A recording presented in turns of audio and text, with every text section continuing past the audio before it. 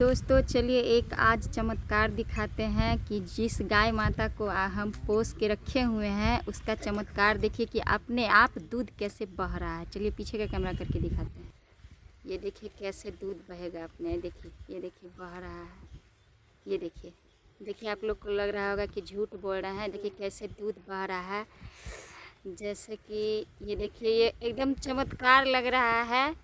ये देखिए इसी तरह अभी जो है मतलब ये मतलब माँ बनने वाली है। अभी तक माँ बनी नहीं है, उससे पहले ये दूध देखिए कैसे बह रहा है। देख रहे हैं,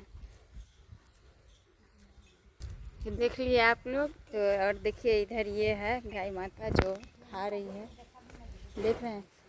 और बहुत ही मतलब ये इसका एक लग रहा है कि चमत्कार ही है, जो देखिए कैसे आप रूपी दूध बह रहा है। आप लोग को अगर कुछ कहना चाहते हैं कमेंट में ज़रूर बताइएगा।